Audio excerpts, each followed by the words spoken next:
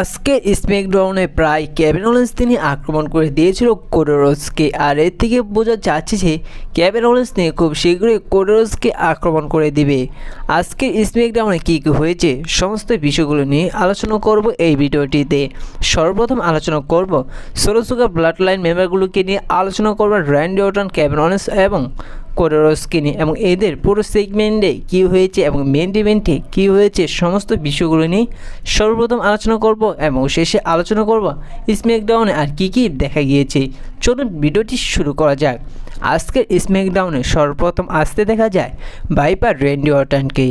Randy Orton তিনি রিংয়ে এসে বলেছে তিনি মানি না রয় গিয়েছিল একটি কাজের জন্য এবং সেই কাজটি শেষ করে এবার স্ম্যাকডাউনে তিনি ফিরে এসেছে। তারপর তার আসল ভূমিকা শুরু করে। সে জায়গায় র্যান্ডি অর্টন বলেছে তিনি যদি ডাব্লিউডাব্লিউইতে কারোর উপর সবচেয়ে বেশি বিশ্বাস করে থাকে সেটি হচ্ছে কোডি রোডসের ওপর। আর তিনি বর্তমানে একটি বিষয় দেখে অবাক হচ্ছে যে কোডি রোডস কীভাবে রোমান রেন্সের সাথে ট্যাগ টিম পার্টনারে যুক্ত হলেন।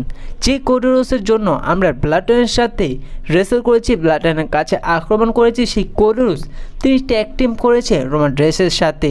তো কোডি রোডস তুমি যদি ব্যাক স্টেজে থেকে থাকো তাহলে তুমি রিংয়ে এসে আমাকে একটু বোঝাও, আমাকে একটু বলো তুমি কেন রোমান রেন্সের সাথে ট্যাগ টিমে জড়ালে। তারপর সেই জায়গায় আসতে দেখা যায় আমেরিকান নাইট কোডি রোডসকে। তারপর কোডি রোডস রিংয়ে আসে। কোডি রোডস রিংয়ে এসে বলেছে আমি চাই না আর তোমাদের ব্লাড লাইনের সাথে কোনো সমস্যা জড়াতে, যার কারণে আমি তোমাকে রেস্ট দিতে চাচ্ছি।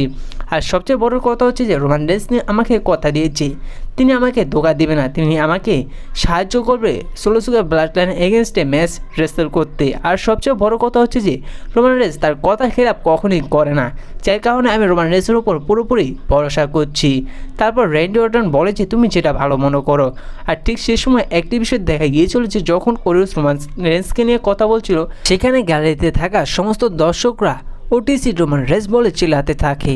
তারপর র্যান্ডি অর্টন কোডি রোডসকে বলে যে তুমি যেটা ভালো মনে করো, কিন্তু একটি বিষয় খেয়াল রেখো, এমন কিছু করো না যাতে তোমার শত্রু তৈরি হয়। তারপর দেখা যায় যে র্যান্ডি অর্টন তিনি কোডি রোডসের সাথে হাত মেলায়।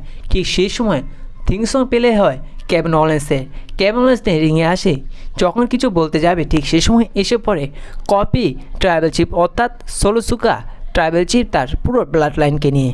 সে জায়গায় এসে সোলো সুগা বলে যে তুমি কোডি রোডস রোমান রেন্সের সাথে ট্যাগ টিম করে সবচেয়ে ভালো করেছো, কারণ তুমি যাদের সাথে ট্যাগ টিম করতে তাদের আমি অলরেডি হারিয়ে দিয়েছি তোমার পাশে যারা রয়েছে। আর সবচেয়ে বড় কথা হচ্ছে যে তুমি যাদের সাথে দাঁড়িয়ে রয়েছো তারা যে কোনো সময় তোমাকে ধোকা দিয়ে দিতে পারে, আর যার কারণে তুমি রোমান রেন্সের সাথে ট্যাগ টিম করে সবচেয়ে ভালো একটি কাজ করেছো। সে জায়গায় কেভিন ওলেন্স বলেছে চলো আজকে একটি ট্যাগ টিম ম্যাচে রেসেল করে যে জায়গায় দেখাইয়ে দিব যে কে কাকে ধোকা দেয়। সোলো সুগা তুমি, জেগা ফাটো এবং আমি র্যান্ডি অর্টনে একটি ট্যাগ টিম ম্যাচ হবে এসকে স্ম্যাকডাউনের মেইন ইভেন্টে। সে জায়গায় যখন কোডি রোডস তিনি কিছু বলতে যাবে সে জায়গায় কেভিন ওলেন্স তিনি কোডি রোডসকে থামিয়ে দেয়। সে জায়গায় কেভিন ওলেন্স কোডি রোডসকে বলেছে তুমি এবং রোমান রেন্স ট্যাগ টিম হয়ে ব্যাড বলের পেয়ার ভিউতে যে ট্যাগ টিম ম্যাচে রেসেল করতে চাইছো সেই ট্যাগ টিম ম্যাচটিতে ফোকাস দাও। তারপর সে জায়গায় তাদের সেগমেন্টটি শেষ হয়ে যায়। পরবর্তীতে ব্যাক স্টেজে তাদের আরও একটি সেগমেন্ট দেখা যায়। সে জায়গায় দেখা যায় কেভিন ওলেন্স কোডি রোডসকে তারা প্ল্যান করছে কীভাবে সেই ট্যাগ টিম ম্যাচে সোলো সুগা জেগা ফাটোকে হারানো যায়। ঠিক সেই সময় সে জায়গায় আসেন আমেরিকান নাইটস কোডি রোডস। কোডি রোডস এসে সে জায়গায় বলেছে তাদের ট্যাগ টিম ম্যাচের যদি সোলো সুগা ব্লাড লাইন মেম্বারগুলো ইন্টারফিয়ার করে তাদের হেল্প করতে আসবে কোডি রোডস। তারপর সে জায়গায় কোডি রোডসকে কেভিন ওলেন্স বলেছে তোমার কোনো সাহায্য দরকার নেই আর তুমি সে জায়গায় আসবে না। সে জায়গায় র্যান্ডি অর্টন কেভিন ওলেন্সকে থামিয়ে বলে যে দেখো কোডি রোডস সে জায়গায় যদি ব্লাড লাইন মেম্বারগুলো এসে আমাদের আক্রমণ করে তুমি সে জায়গায় চাইলে হেল্প করতে আসতে পারো।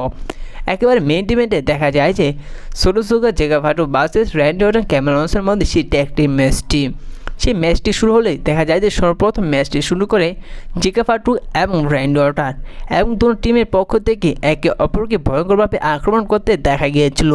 ম্যাচটির এক পর্যায়ে গিয়ে দেখা যায় যে সেই ম্যাচটির মধ্যে ইন্টারফেয়ার করে সোলো সুগার ব্লাড লাইন মেম্বারগুলো টামাটুঙ্গা এবং টাঙ্গালোয়া, এবং তারা এসে আক্রমণ করতে চায় কেভিন ওলেন্স এবং কোডি রোডসকে এবং আক্রমণও করেও। পরবর্তীতে দেখা যায় যে কেভিন ওলেন্সের থেকে আক্রমণ এবং র্যান্ডি অর্টনের পক্ষ থেকে আর কেউ। ঠিক সে সময় কেভিন ওলেন্স কোডি রোডসকে হেল্প করতে আসেন কোডি রোডস এসে টামাডুং টাকালোয়াকে আক্রমণ করে এবং আক্রমণ করতে যায় জেগা ফাটুকে। জেগা ফাটু কোডি রোডসকে আক্রমণ করে কিন্তু বেশি সময় জেগা ফাটু কোডি রোডসকে আক্রমণ করতে পারে না। পরবর্তীতে কোডি রোডস তিনিও জেগা ফাটুকে আক্রমণ করে। পরবর্তী রিংয়ে দেখা যায় যে সোলো সিকোয়াকে কেভিন ওলেন্স তার ফিনিশার অর্থাৎ তার স্টার্নার দিয়ে দেয় এবং সে জায়গায় যখন সোলো সিকোয়াকে কেভিন ওলেন্স পিন করতে যাবে সে সময় দেখা যায় যে জেগা ফাটু কোডি রোডসকে আক্রমণ করে রিংয়ে ছুঁড়ে পারে এবং সে জায়গায় রিংয়ে যখন কেভিন ওলেন্স কোডি রোডসকে যখন পিন করতে যাবে এবং সে জায়গায় কাউন্টডাউন যখন রেফারি করতে যাবে রেফারি সে কোডি রোডসের কারণে পায়ে আক্রমণের শিকার হয়, যে জায়গায় কেভিন ওলেন্সের সেই পিনটি কাউন্টডাউন করতে পারে না রেফারি, যেটার কারণে কেভিন ওলেন্স অনেকটা রেগে যায় আরও কোডি রোডসের ওপর। পরবর্তীতে যেটা সুযোগ নিয়ে দেখা যায় যে জেগা ফাটু তার ভয়ঙ্কর 2টি সুপার কিক দিয়ে দেয় কেভিন ওলেন্সকে এবং সেই সুযোগ সোলো সিকোয়া তিনি কেভিন ওলেন্সকে পিন করে এবং পরবর্তীতে দেখা যায় যে সেই ট্যাগ টিম ম্যাচটি সোলো সিকোয়ার ব্লাড লাইন মেম্বারগুলো জিতে যায়। পরবর্তীতে দেখা যায় যে কেভিন ওলেন্স তিনি অনেকটাই রেগে যায় কোডি রোডসের উপর, এমনকি কোডি রোডসকে ধাক্কা দিত দেখা যায় কেভিন ওলেন্সকে এবং সে জায়গায় মনে হয়েছিল যে এবার হয়তো কেভিন ওলেন্স আক্রমণ করে দিবে কোডি রোডসকে, ঠিক তেমনটা দেখা যায় না। সে জায়গায় র্যান্ডি অর্টন কেভিন ওলেন্সকে থামিয়ে দেয় এবং সে জায়গায় তাদের সেগমেন্টটি শেষ হয়ে যায়। আর এর থেকে পরিষ্কার বোঝা যাচ্ছে যে কেভিন ওলেন্স তিনি খুব শীঘ্রই কোডি রোডসকে আক্রমণ করবে এবং সে জায়গায় কোডি রোডসকে চ্যালেঞ্জ করে দিতেও পারে এবং সে জায়গায় হিল টার্নও করবে কেভিন ওলেন্স। তো এ বিষয়ে আপনাদের কী মনে তা অবশ্যই জানিয়ে দেবেন। এবার আলোচনা করা যাক বাকি ম্যাচগুলোকে নিয়ে। তো আজকের বাকি ম্যাচগুলোর মধ্যে সর্বপ্রথম আলোচনা করা যাক নিয়মি এবং বিলির মধ্যে, যা হয়েছিল নাম্বার 1 কন্টেন্ডারশিপের জন্য। আর এদের মধ্যে যেই জিতবে সেই ব্যাট বলের পেয়ারভিউতে নাজাককে ফেস করবে স্ম্যাকডাউন ওমেন চ্যাম্পিয়নশিপের জন্য। সেই ম্যাচটি অনুষ্ঠিত হলে দেখা যায় যে সেই ম্যাচটির দোনো রেসলের পারফরমেন্স ভালো ছিল।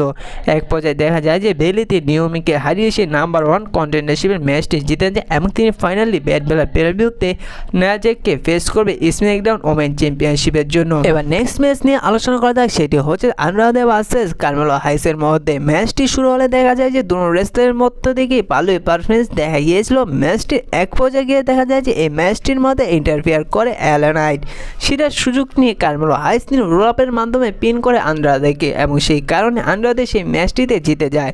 আর সেই ম্যাচটিতে কারমেলো হাইস জিতে যাওয়ার পর সে জায়গায় দেখা যায় যে আন্ড্রাদে তিনি অনেকটা রেগে যায় এলা নাইটের ওপর। তো এই বিষয়ে আপনাদের কী মনে হয় তা অবশ্যই জানিয়ে দিবেন। আর আজকে স্ম্যাকডাউনে আরও কিছু দেখা গিয়েছে, বাকি বিষয়গুলি নিয়ে আলোচনা করলাম না। তো এই ভিডিওটি এ পর্যন্তই ছিল। ভিডিওটি ভালো লাগলে অবশ্যই একটি লাইক করে দিবেন আর এই ছোট রেসিং চ্যানেলে নতুন হয়ে থাকলে চ্যানেলটি সাবস্ক্রাইব করে দিবেন।